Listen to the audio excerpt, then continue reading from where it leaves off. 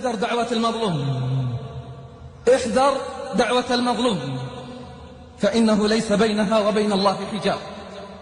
احذر دعوة المظلوم، فإن الله يرفعها فوق الغمام ويفتح لها أبواب السماء، ويقول الرب: وعزتي وجلالي لأنصرنك ولو بعد حين.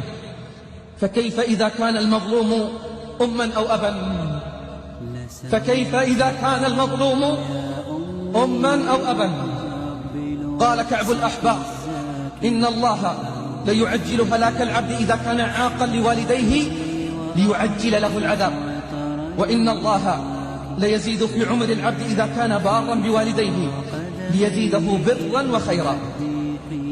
حدث أحد الثقات قائلا: جلست مع شيخ معروف فأخبرني هذا الخبر.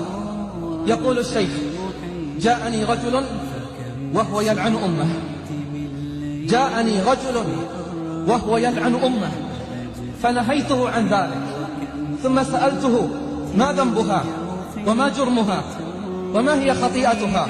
قال: عملت سحرا لزوجتي. قلت: وكيف عرفت؟ كيف عرفت أنها هي؟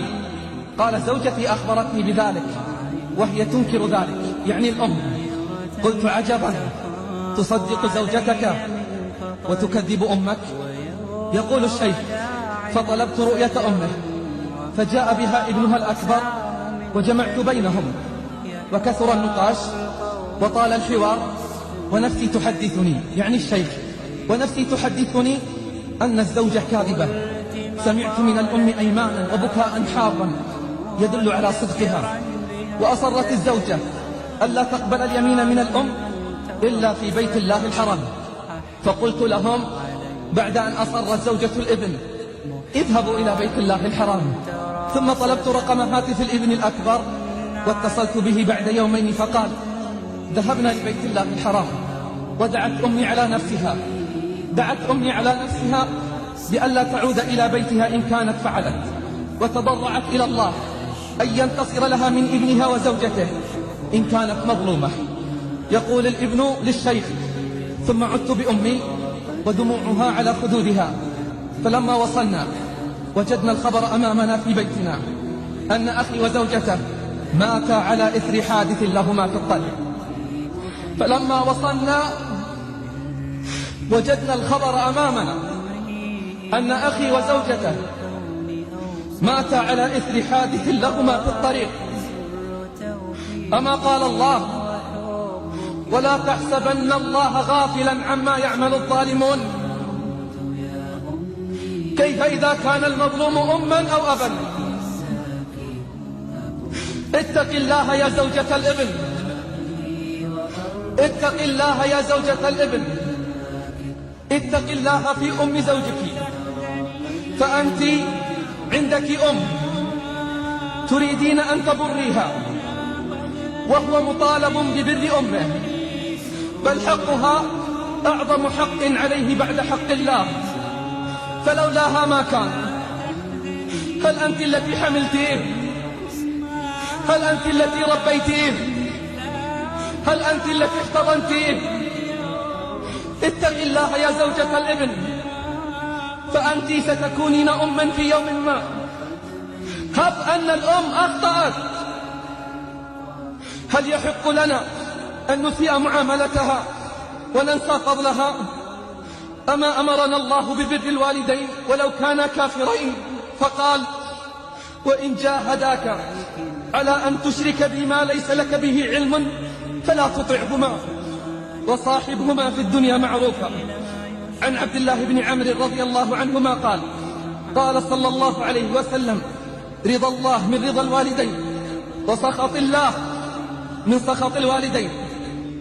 أقسم بالله العظيم بعد وفاة الأم وهداية الابن العاق يتمنى هذا الابن أن تخرج أمه رأسها من قبرها ليقبلها ويقول لها: أماه سامحيني، أماه سامحيني. قال رجل لعمر بن الخطاب: إن لي أما بلغ منها الكبر أنها لا تقضي حاجتها إلا وظهري مطية لها، فهل أديت حقها؟ قال لا، لأنها كانت تصنع بك ذلك وهي تتمنى بقاءك، وأنت تصنعه وتتمنى فراقها. قلت أنا: أين حنانك من حنانها؟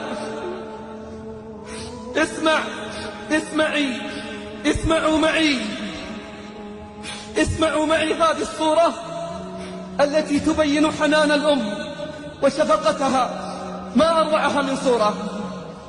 تقول عائشة رضي الله عنها: جاءتني مسكينة تحمل ابنتين لها، فأطعمتها عائشة 3 تمرات، فأعطت الأم كل واحدة منهما تمرة، ورفعت التمرة الثالثة إلى فيها لتأكلها، فاستطعمتها ابنتاها، فشقت التمرة التي كانت تريد أن تأكلها بينهما. تقول عائشة: فأعجبني شأنها، فذكرت الذي صنعت الأم لرسول الله صلى الله عليه وسلم، فقال: إن الله قد أوجب لها الجنة، إن الله قد أوجب لها الجنة أو اعتقها من النار. فأبشري أماه، أبشري أماه، لن يضيع السهر والتعب.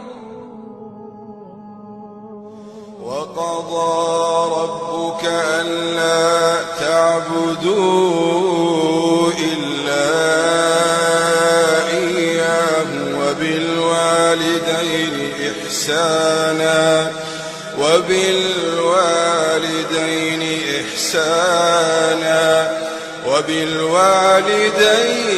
إحسانا إما يبلغن عندك الكبر أحدهما أو كلاهما فلا تقل لهما أف